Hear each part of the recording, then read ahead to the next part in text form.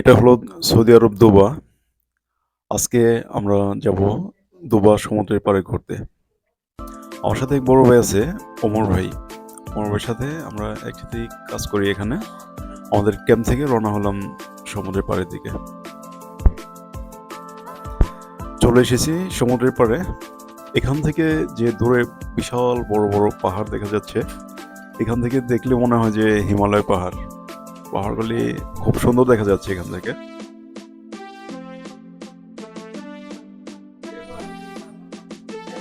বিশাল সমুদ্র থেকে এদিকে একটি লেক কেটে আনা হয়েছে। এটা কৃত্রিমভাবে তৈরি সম্ভবত। আর এই লেকের উপর দিয়ে আবার সুন্দর একটি ব্রিজ করা হয়েছে। ব্রিজের উপরে একটি গোলাকৃতির মিনারের মতো একটি ছাদ দেওয়া হয়েছে। এই ছাদটাও অনেক সুন্দর।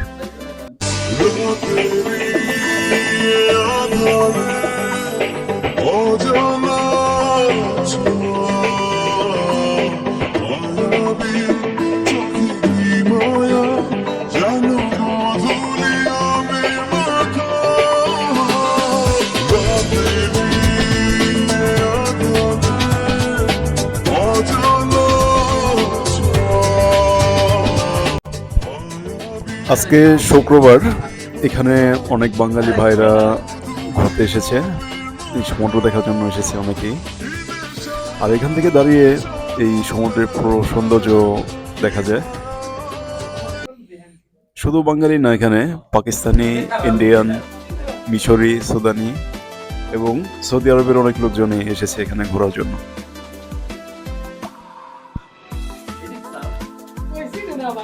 দুবা সৌদি আরবের প্রাচীন একটি শহর। এই শহরে পুরাতন অনেক ঐতিহ্য আছে। প্রায় 1400, 1500, 2000 বছর আগেকার অনেক ঘর বাড়ি আছে এই এলাকায়।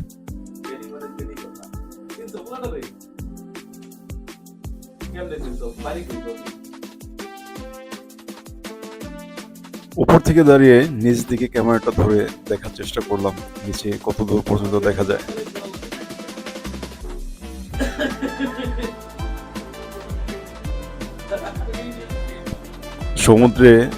সমুদ্রের পাড়ে সম্ভবত সব জায়গায় বড় বড় মাছ আসে, কিন্তু এখানে আমরা অনেকক্ষণ ঘোরার পরেও মাছগুলি দেখতে পারতেছিলাম না। পরে মাছের দেখা মিলল। দেখতে অ্যাকোরিয়াম ফিশের মতো, কি সুন্দর স্বচ্ছ পানির ভিতরে মাছগুলো সুন্দরভাবে দেখা যাচ্ছে। আপনাদেরকে এতক্ষণ যে ব্রিজটি দেখালাম, ওটা পার হয়ে আমরা চলে এসেছি এপারে। খুব সুন্দর একটি জায়গা। এখানে আসলে এমনিতেই মন ক্লান্তি সব দূর হয়ে যায়। এখান থেকে দাঁড়িয়ে কিছু ইয়ার্ড দেখা যাচ্ছে, বিলাসবহুল প্রমোত্তরী যেটাকে বাংলায় বলে।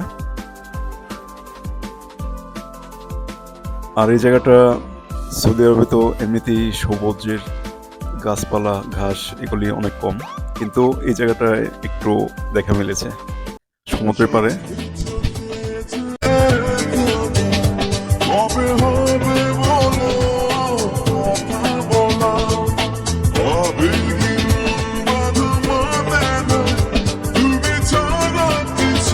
এটা হলো লোহিত সাগর। এই সাগরটি সৌদি আরবের বিশাল বড়। জেদ্দাতেও আছে। আমি পরবর্তী ভিডিওতে দেখানোর চেষ্টা করব।